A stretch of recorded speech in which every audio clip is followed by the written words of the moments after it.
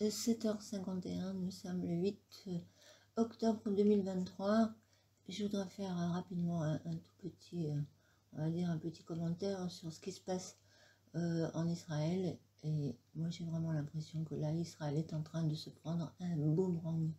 Oui, un boomerang, parce que vous savez, les guerres, souvent ça part d'une injustice flagrante. Et là, il y avait des injustices flagrantes avec les Palestiniens qui sont opprimés depuis quand même pas mal de temps maintenant, et c'est proprement scandaleux ce que Israël s'est permis de faire avec les Palestiniens en les enfermant, si je puis dire, dans une bande étroite, la bande de Gaza, et il y a eu des blocus économiques, etc. Et ces Palestiniens, où qu'ils soient d'ailleurs, sont vraiment très très très maltraités.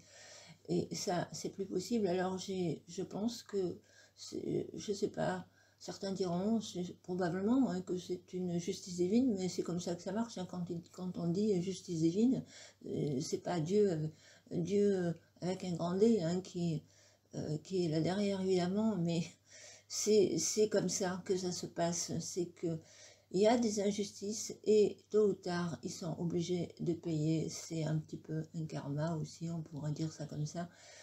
Et moi, je ne comprends pas pourquoi, c'est vrai, je ne comprends pas pourquoi, parce que ça ressemble beaucoup à ce qui s'est passé avec l'Ukraine et la Russie.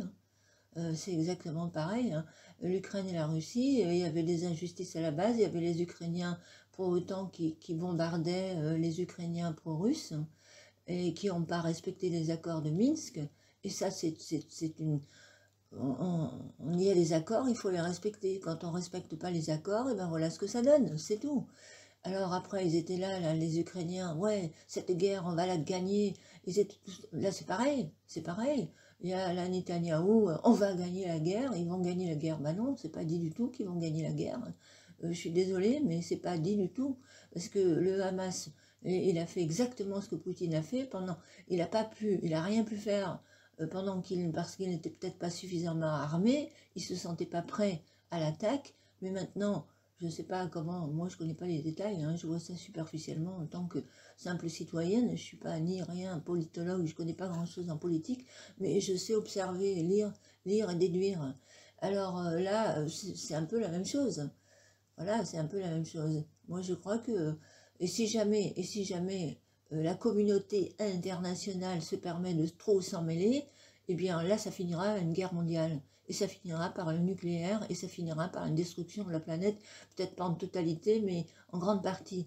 Alors il faudrait peut-être pas qu'on recommence, hein, avec ces histoires-là, à vouloir trop, parce que là c'est vraiment une histoire entre Israël et le Hamas, et puis les petits pays qui sont autour, là, j'en sais rien, enfin les petits ou les grands.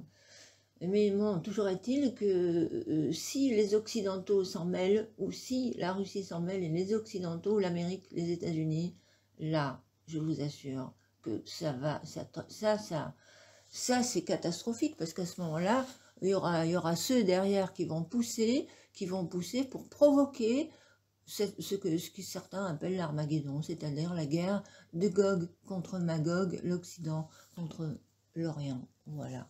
Alors il faudrait mieux de faire très très attention quand même, tous ces va-t-en-guerre. Hein.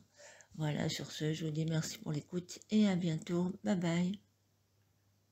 Décidément, on s'en sortira jamais, hein, de ces guerres. Mais c'est toujours à cause des injustices, des abus, de l'oppression d'un peuple, toujours les mêmes facteurs. Hein. Alors maintenant, quand même, bon. Bon allez, je m'arrête parce que sinon ça va partir dans tous les sens. Bye bye.